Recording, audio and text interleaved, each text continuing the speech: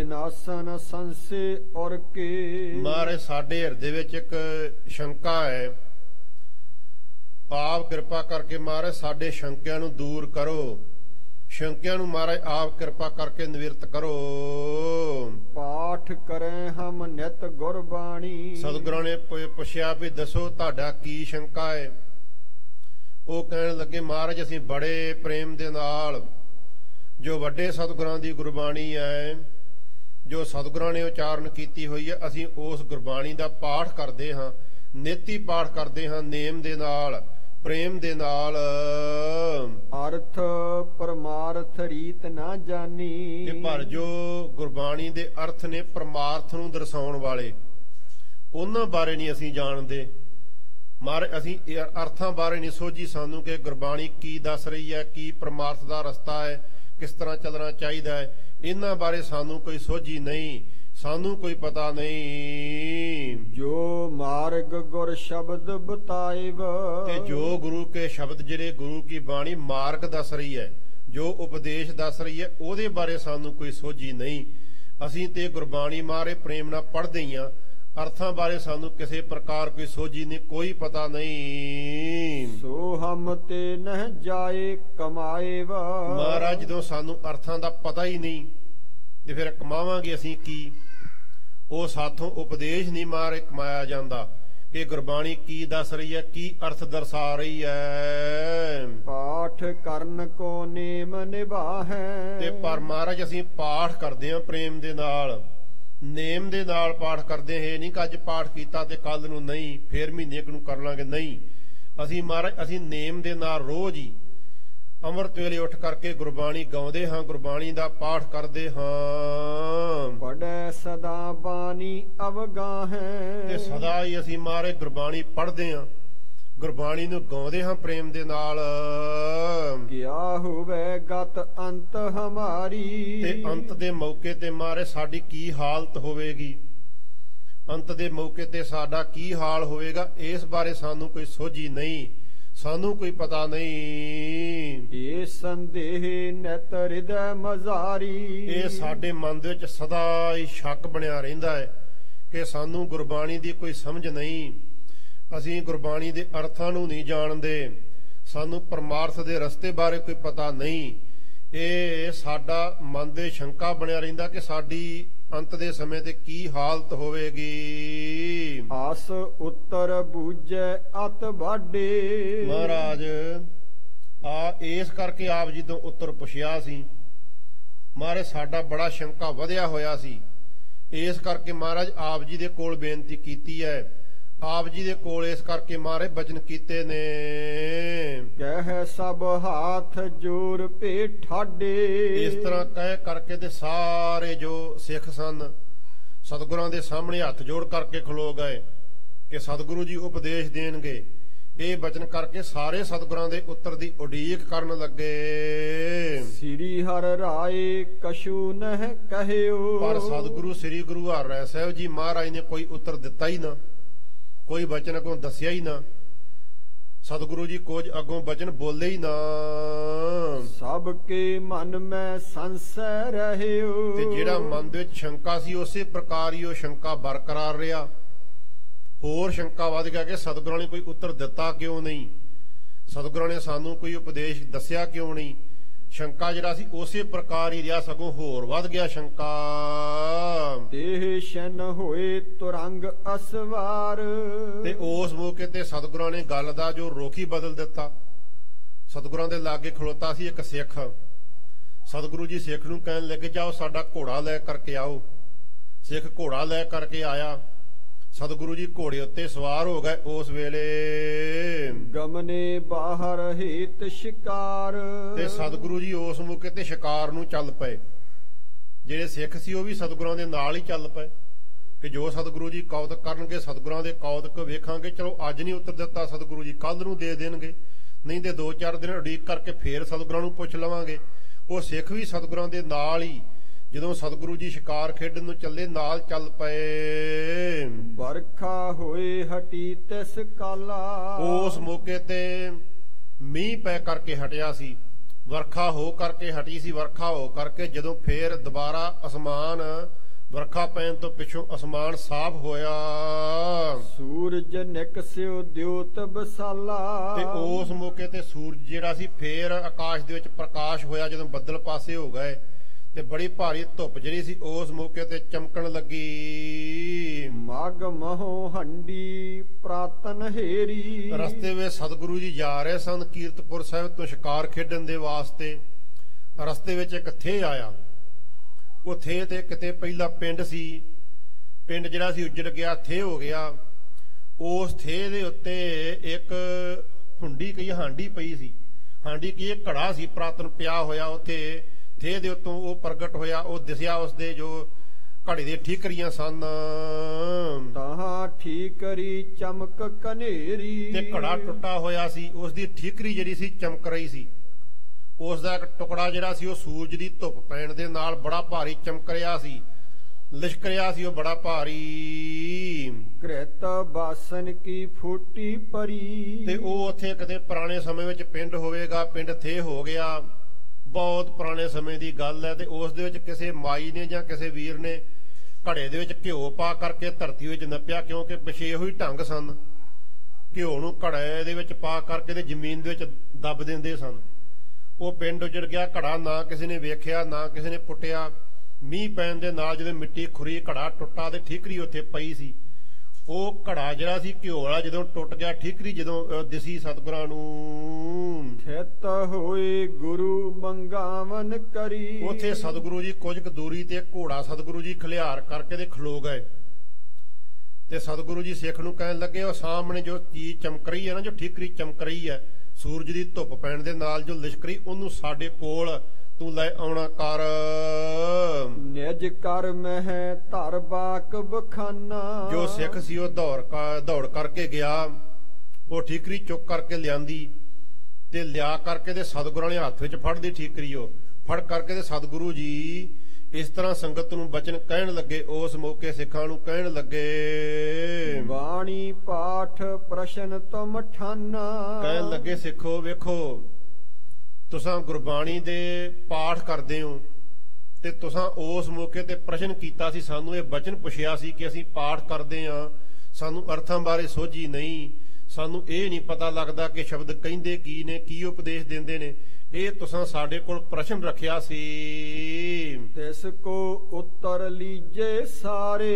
ਸਤਿਗੁਰੂ ਜੀ ਕਹਿਣ ਲੱਗੇ, ਉਹਦਾ ਜਿਹੜਾ ਉੱਤਰ ਹੈ ਨਾ, ਉਹ ਸਾਰੇ ਤੁਸੀਂ ਹੁਣ ਸਾਡੇ ਕੋਲੋਂ ਲੈ ਲੈਣਾ ਕਰੋ, ਸੁਣ ਲੈਣਾ ਕਰੋ ਤੁਸੀਂ ਉੱਤਰ। ਜੋ ਗੁਰ ਸ਼ਬਦ ਕਮਾਵਹਿ ਪਿਆਰੇ। ਸਤਿਗੁਰੂ ਜੀ ਕਹਿੰਦੇ, ਜਿਹੜੇ ਪਿਆਰ ਦੇ ਨਾਲ ਗੁਰੂ ਦੇ ਸ਼ਬਦ ਦੀ ਕਮਾਈ ਕਰਦੇ ਨੇ, ਗੁਰੂ ਕੀ ਬਾਣੀ ਜੋ ਪਿਆਰ ਦੇ ਨਾਲ, ਪ੍ਰੇਮ ਦੇ ਨਾਲ, ਸ਼ਰਧਾ ਦੇ ਨਾਲ ਗੁਰੂ ਕੀ ਬਾਣੀ ਜੋ ਪੜ੍ਹਦੇ ਨੇ, ਗਾਉਂਦੇ ਨੇ ਗੁਰੂ ਕੀ ਬਾਣੀ ਜੋ, ਸੋ ਜਨ ਭੁਗਤ ਮੁਕਤ ਸੁਖ ਪਾਵੇ। ਮਾਰੇ ਕਹਿਣ ਲੱਗੇ, ਉਹ ਜੋ ਲੋਕ ਨੇ ਨਾ, ਉਹ ਸਿੱਖ ਨੇ ਜੋ, ਉਹ ਭੁਗਤ ਕਹੀਏ ਐਸ ਲੋਕ ਦੇ ਪਦਾਰਥ ਸਾਰੇ ਉਹਨਾਂ ਨੂੰ ਪ੍ਰਾਪਤ ਹੋ ਜਾਂਦੇ ਆ ਤੇ ਮੁੜ ਕੇ ਮਗਰੋਂ ਉਹਨਾਂ ਨੂੰ ਮਰ ਕਰਕੇ ਮੁਕਤੀ ਦੀ ਪ੍ਰਾਪਤੀ ਹੋ ਜਾਂਦੀ। ਕਦੀ ਫੇਰ ਜਨਮ ਮਰਨ ਦੇ ਚੱਕਰ ਵਿੱਚ ਨਹੀਂ ਆਉਣਾ ਪੈਂਦਾ। ਉਹਨਾਂ ਨੂੰ ਐਸ ਲੋਕ ਦੇ ਪਦਾਰਥ ਹੀ ਮਿਲ ਜਾਂਦੇ ਆ, ਮਰ ਕਰਕੇ ਮੁਕਤੀ ਦੀ ਪ੍ਰਾਪਤੀ ਹੋ ਜਾਂਦੀ ਹੈ। ਸਾਰੇ ਸੁਖਾਂ ਨੂੰ ਇਸ ਤਰ੍ਹਾਂ ਉਹ ਪ੍ਰਾਪਤ ਕਰ ਲੈਂਦੇ ਨੇ, ਲੈ ਲੈਂਦੇ ਨੇ। ਚਲ ਹੈ ਪੰਥ ਜੋ ਸ਼ਬਦ ਬਤਾਵੇ। ਤੇ ਜੋ ਸ਼ਬਦ ਦੱਸਦਾ ਹੈ ਉਸ ਤਰੀਕੇ ਦੇ ਨਾਲ ਆਪਣੇ ਜੀਵਨ ਨੂੰ ਢਾਲਣ ਦਾ ਯਤਨ ਕਰਦੇ ਨੇ ਜਿਹੜੇ। ਪਾਠ ਸਧਾਰਨ ਜੋ ਨਿਤ ਕਰੇ। ਤੇ ਉਹ ਤੇ ਭਲੇ ਹੀ ਆ, ਪਰ ਜਿਹੜੇ ਸਧਾਰਨ ਪਾਠ ਵੀ ਕਰਦੇ ਆ, ਪਾਠ ਦੇ ਅਰਥਾਂ ਬਾਰੇ ਸੋਝੀ ਨਹੀਂ, ਨੇਮ ਦੇ ਨਾਲ ਪਾਠ ਪੜ੍ਹ ਲਿਆ, ਗੁਰਬਾਣੀ ਪੜ੍ਹ ਲਈ, ਜਿਹੜੇ ਪ੍ਰੇਮ ਦੇ ਨਾਲ ਸਧਾਰਨ ਹੀ ਪਾਠ ਕਰਦੇ ਨੇ, ਭਾਵੇਂ ਅਰਥਾਂ ਬਾਰੇ ਸੋਝੀ ਨਹੀਂ ਉਹਨਾਂ ਨੂੰ। ਨੇਮ ਨਿਭਾਹਨ ਮੈਂ ਅਨਸਾਰੇ। ਤੇ ਪਰ ਉਹ ਨੇਮ ਨਿਭਾਉਂਦੇ ਨੇ ਪਿਆਰ ਦੇ ਨਾਲ, ਕਦੀ ਗੁਰਬਾਣੀ ਪੜ੍ਹਦਿਆਂ ਨਾਗਾ ਨਹੀਂ ਪੈਣ ਦਿੰਦੇ, ਕਦੀ ਲੜੀ ਟੁੱਟਣ ਨਹੀਂ ਦਿੰਦੇ। ਨੇਮ ਦੇ ਨਾਲ ਗੁਰਬਾਣੀ ਪੜ੍ਹਦੇ ਨੇ, ਪ੍ਰੇਮ ਦੇ ਨਾਲ ਗੁਰਬਾਣੀ ਪੜ੍ਹਦੇ ਨੇ, ਉਹਨਾਂ ਨੂੰ ਵੀ ਸਾਰੇ ਸੁਖਾਂ ਦੀ ਪ੍ਰਾਪਤੀ ਹੋ ਜਾਂਦੀ ਹੈ। ਪਾਠ ਪ੍ਰਤਾਪ ਕਰੇ ਗਤ ਐਸੀ। ਸਤਿਗੁਰੂ ਜੀ ਕਹਿਣ ਲੱਗੇ, ਇਹ ਪਾਠ ਦਾ ਪ੍ਰਤਾਪ ਹੈ, ਐਸੀ ਮਰਜ਼ਾਦਾ ਹੈ ਪਾਠ ਪੜ੍ਹਨ ਦੀ। ਪਾਠ ਦਾ ਪ੍ਰਤਾਪ ਐਸਾ ਜਿਹੜਾ ਚਮਕਦਾ ਹੈ, ਇਸ ਤਰ੍ਹਾਂ ਪਾਠ ਕਰਨ ਵਾਲਾ ਜੋ ਪਾਠੀ ਚਮਕਦਾ ਹੈ, ਜਿਹੜਾ ਨੇਮ ਦੇ ਨਾਲ ਪਾਠ ਕਰਦਾ, ਪ੍ਰੇਮ ਦੇ ਨਾਲ ਪਾਠ ਕਰਦਾ, ਜੋ ਸੁਨੋ ਸ਼ਰੋਨ ਹਮ ਭਾਖੈ ਜੈਸੀ। ਉਹ ਤੁਸੀਂ ਕੰਨਾਂ ਦੇ ਨਾਲ ਸੁਣਨਾ ਕਰੋ, ਜਿਸ ਤਰ੍ਹਾਂ ਅਸੀਂ ਕਹਿ ਰਹੇ ਸਤਿਗੁਰੂ ਜੀ ਕਹਿੰਦੇ ਬਚਨ। ਜਿਸ ਤਰ੍ਹਾਂ ਪਾਠ ਕਰਨ ਵਾਲੇ ਦਾ ਪ੍ਰਤਾਪ ਵਧਦਾ, ਜਿਸ ਤਰ੍ਹਾਂ ਪਾਠ ਕਰਨ ਵਾਲਾ ਜਿਹੜਾ ਹੈ ਉਹ ਦੁਨੀਆ ਵਿੱਚ ਪ੍ਰਗਟ ਹੁੰਦਾ, ਉਹ ਤੁਸੀਂ ਸੁਣਨਾ ਕਰੋ। ਜਿਮ ਠੀਕਰੀ ਬਹੁ ਬਰਖ ਬਤਾਈ। ਸਤਿਗੁਰੂ ਜੀ ਕਹਿਣ ਲੱਗੇ ਵੇਖੋ, ਜਿਸ ਤਰ੍ਹਾਂ ਇਹ ਘੜੇ ਦੀ ਠੀਕਰੀ ਸੀ, ਘੜੇ ਦਾ ਇੱਕ ਟੁਕੜਾ ਹੈ ਤੇ ਕਿੰਨੇ ਸਾਲ ਹੋ ਗਏ ਆ ਘੜਾ ਟੁੱਟੇ ਨੂੰ, ਪਿੰਡ ਉਜੜੇ ਨੂੰ, ਘਿਓ ਵਿੱਚ ਪਿਆ ਹੋਇਆ ਸੀ, ਤੇ ਕਿੰਨਾ ਸਮਾਂ ਬੀਤ ਗਿਆ, ਕਿੰਨੇ ਯੁੱਗ ਬੀਤ ਗਏ ਨੇ, ਕੋਈ ਨਹੀਂ ਜਾਣਦਾ ਕਿੰਨੇ ਸਾਲ ਇਸ ਨੂੰ ਬੀਤ ਗਏ ਨੇ। ਘਿਓ ਵਿੱਚ ਪਾ ਕਰਕੇ ਰੱਖਿਆ ਸੀ, ਕਦੋਂ ਇਹ ਟੁੱਟਾ ਤੇ ਕਦੋਂ ਇਹ ਠੀਕਰੀ ਹੋਈ, ਇਸ ਗੱਲ ਬਾਰੇ ਕੋਈ ਨਹੀਂ ਜਾਣਦਾ। ਲੱਗੇ ਤੇਜ ਨਕਸੀ ਚਿਕਨਾਈ। ਤੇ ਜਦੋਂ ਇਹਦੇ ਉੱਤੇ ਸੂਰਜ ਦੀਆਂ ਕਿਰਨਾਂ ਪਈਆਂ ਤੇ ਚਕਨਾਈ ਜਿਹੜੀ ਸੀ ਘਿਓ ਦੀ ਉਹ ਬਾਹਰ ਆਈ ਆ। ਚਕਨਾਈ ਬਾਹਰ ਆਉਣ ਦੇ ਨਾਲ ਜੀ ਠੀਕਰੀ ਉਹ ਚਮਕ ਰਹੀ ਸੀ, ਉਹ ਪ੍ਰਕਾਸ਼ਵਾਨ ਹੋ ਰਹੀ ਸੀ, ਲਿਸ਼ਕ ਰਹੀ ਸੀ, ਜਦੋਂ ਸੂਰਜ ਦੀਆਂ ਕਿਰਨਾਂ ਇਸ ਦੇ ਉੱਤੇ ਆ ਕਰਕੇ ਪਈਆਂ। ਤਿਮ ਜੇ ਪਠਹਿ ਨੇਮ ਗੁਰਬਾਣੀ। ਇਸੇ ਪ੍ਰਕਾਰ ਹੀ ਸਤਿਗੁਰੂ ਜੀ ਕਹਿੰਦੇ ਜਿਹੜੇ ਨੇਮ ਦੇ ਨਾਲ ਗੁਰਬਾਣੀ ਪੜ੍ਹਦੇ ਨੇ, ਜਿਹੜੇ ਨੇਮ ਦੇ ਨਾਲ ਸਤਿਗੁਰਾਂ ਦੀ ਗੁਰਬਾਣੀ ਗਾਉਂਦੇ ਨੇ, ਨੇਮ ਨਿਭਾਉਂਦੇ ਨੇ ਪੂਰੇ ਪ੍ਰੇਮ ਦੇ ਨਾਲ, ਅੰਤ ਦੇਤ ਕਲਿਆਣ ਮਹਾਨੀ। ਤੇ ਅੰਤ ਦੇ ਮੌਕੇ ਤੇ ਜੋ ਗੁਰਬਾਣੀ ਹੈ ਕਲਿਆਣ ਦੇਣ ਵਾਲੀ ਹੈ, ਐਸ ਲੋਕ ਦੇ ਵੀ ਸਾਰੇ ਸੁਖ ਦੇਣ ਵਾਲੀ ਹੈ, ਤੇ ਅੰਤ ਦੇ ਮੌਕੇ ਤੇ ਵੀ ਜੋ ਗੁਰਬਾਣੀ ਹੈ ਉਹ ਕਲਿਆਣ ਦੇ ਦਿੰਦੀ ਹੈ, ਮੁਕਤੀ ਦੇ ਦਿੰਦੀ। ਰਹੀ ਚਿਕਨਤਾ ਠੀਕਰ ਮਾਹੇ। ਸਤਿਗੁਰੂ ਜੀ ਕਹਿੰਦੇ ਜਿਸ ਤਰ੍ਹਾਂ ਇਸ ਠੀਕਰੀ ਦੇ ਵਿੱਚ ਚਕਨਾਈ ਹੈ ਨਾ, ਸਾਹਮਣੇ ਪ੍ਰਗਟ ਦਿਸ ਰਹੀ, ਸੂਰਜ ਦੀਆਂ ਕਿਰਨਾਂ ਪੈਣ ਦੇ ਨਾਲ ਪ੍ਰਗਟ ਹੋਈ ਹੈ, ਬਾਹਰ ਆ ਰਹੀ ਹੈ।